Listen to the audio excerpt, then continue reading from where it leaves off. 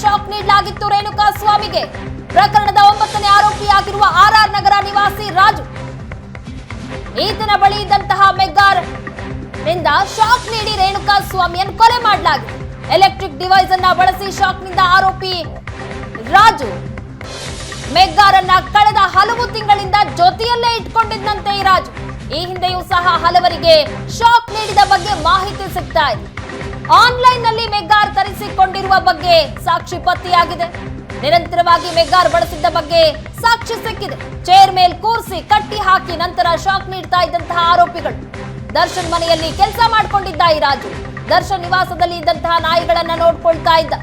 ರಾಜು ಬಂಧನದಿಂದ ಪ್ರಕರಣದಲ್ಲಿ ಮತ್ತಷ್ಟು ಬಲವಾದ ಸಾಕ್ಷ್ಯ ಸಿಗ್ತಾ ಇದೆ. ಎಲೆಕ್ಟ್ರಿಕ್ ಡಿವೈಸ್ ಅನ್ನ ಬಳಸಿ ರೇಣುಕಾ ಸ್ವಾಮಿಗೆ ಕರೆಂಟ್ ಶಾಕ್ ಕೊಡಲಾಗಿತ್ತು. ಈ ವಿಚಾರಕ್ಕೆ ಸಂಬಂಧಪಟ್ಟಂತೆ ಈಗ ರಾಜುವನ್ನ ವಶಕ್ಕೆ ಪಡೆದು ವಿಚಾರಣೆ ನಡೆಸ್ತಾ ಇದ್ದಾರೆ. ಈ ಬಗ್ಗೆ ಹೆಚ್ಚಿನ ಡೀಟೇಲ್ಸ್ ಕೊಡ್ತಾರೆ ನಮ್ಮ ಪ್ರತಿನಿಧಿ ಚೇತನ್ ನೇರ ಸಂಪರ್ಕದಲ್ಲಿ ಜಾಯ್ನ್ ಆಗಿದ್ದಾರೆ. ಚೇತನ್, ಈಗ 9ನೇ ಆರೋಪಿ ರಾಜು ಇಂದ ಸಾಕಷ್ಟು ಮಾಹಿತಿ ಸಿಗ್ತಾ ಇದೆ. ಈ ಮೆಗ್ಗಾರ್ ಎಲೆಕ್ಟ್ರಿಕ್ ಡಿವೈಸ್ ಏನಿದೆ ಅದನ್ನ ಈ ಹಿಂದೆ ಸಹ ಸಾಕಷ್ಟು ಜನರಿಗೆ ಬಳಸಿದ್ದಾರೆ ಅನ್ನುವಂತಹ ಸ್ಫೋಟಕವಾದಂತಹ ಮಾಹಿತಿ ಸಹ ಸಿಗ್ತಾ ಇರುವುದು. ವಿಚಾರಣೆಯಿಂದ ಏನೆಲ್ಲ ಬಟಾಬೈಲಾಯ್ತು ಹಾಗಾದ್ರೆ? ಪ್ರಗತಿ, ಇವಾಗ ಆಲ್ರೆಡಿ ರಾಜುನನ್ನ ಏನು ಅರೆಸ್ಟ್ ಮಾಡಿದಾಗಿಂದನೂ ಕೂಡ ಈ ಒಂದು ಶಾಕ್ ಕೊಟ್ಟು ಈ ರೀತಿ ಟಾರ್ಚರ್ ಮಾಡಿದ್ದಾರೆ ಅನ್ನೋ ಒಂದು ವಿಚಾರ ಬೆಳಕಿಗೆ ಬಂದಿರುವಂಥದ್ದು. ಮತ್ತು ಆ ಒಂದು ಮೆಗ್ಗಾರ್ ಇದು ಯಂತ್ರ ಏನಿದೆ ಆ ಯಂತ್ರವನ್ನು ಎಲ್ಲಿ ಖರೀದಿ ಮಾಡಿದ್ರು ಅನ್ನೋದನ್ನು ಕೂಡ ನೋಡಿದಾಗ ಅದನ್ನು ಆನ್ಲೈನ್ ಮುಖಾಂತರ ಖರೀದಿ ಮಾಡಿ ಈ ರಾಜು ಇಟ್ಕೊಂಡಿದ್ದ. ಅಂದರೆ ಈ ಹಿಂದೆನೂ ಕೂಡ ಅದೇ ಒಂದು ಪಟ್ಟಣಗೆರೆಯ ಶೆಡ್ನಲ್ಲಿ ಸಾಕಷ್ಟು ಜನರಿಗೆ ಒಂದು ಕರೆಂಟ್ ಶಾಕನ್ನು ಕೊಟ್ಟು ಈ ರೀತಿ ಚಿತ್ರಹಿಂಸೆಯನ್ನು ಕೊಟ್ಟಿದ್ದಾರೆ ಈ ಗ್ಯಾಂಗು ಅನ್ನೋದ್ರ ಬಗ್ಗೆ ಮಾಹಿತಿ ಲಭ್ಯ ಆಗ್ತಿರುವಂಥದ್ದು. ಅಂದರೆ ಏನು ದರ್ಶನ್ ಸ್ನೇಹಿತ ವಿನಯ್ ಏನಿದೆ, ವಿನಯ್ ಜೊತೆ ರಾಜು ಯಾವಾಗಲೂ ಇರ್ತಿದ್ದ ಅನ್ನೋದ್ರ ಬಗ್ಗೆನೂ ಕೂಡ ಮಾಹಿತಿ ಇದೆ. ಅದಲ್ದಿರೆ ಈ ಹಿಂದೆ ದರ್ಶನ್ ಮನೆಯಲ್ಲಿ ದರ್ಶನ್ ಮನೆಯ ನಾಯಿಗಳನ್ನ ನೋಡ್ಕೊಳ್ಳುವಂಥ ಒಂದು ಕೆಲಸವನ್ನು ರಾಜು ಮಾಡ್ತಾ ಇದ್ದ.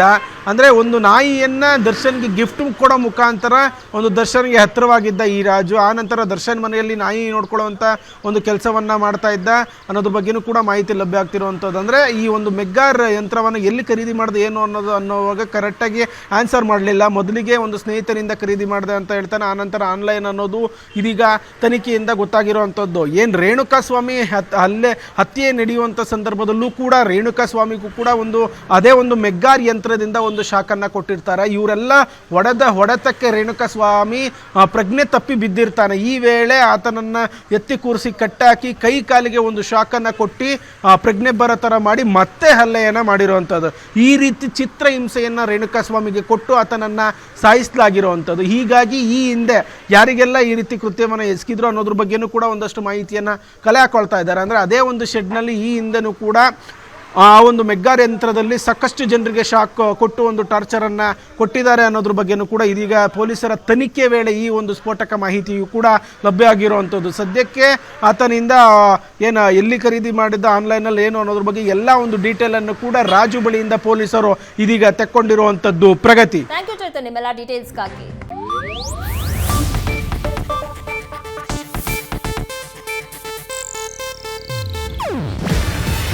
ಇದು ಏಷ್ಯಾನೆಟ್ ನ್ಯೂಸ್ ನೆಟ್ವರ್ಕ್ ಪ್ರಸ್ತುತಿ. ನೀವು ನೋಡ್ತಿದ್ದೀರಾ ಏಷ್ಯಾನೆಟ್ ಸುವರ್ಣ ನ್ಯೂಸ್.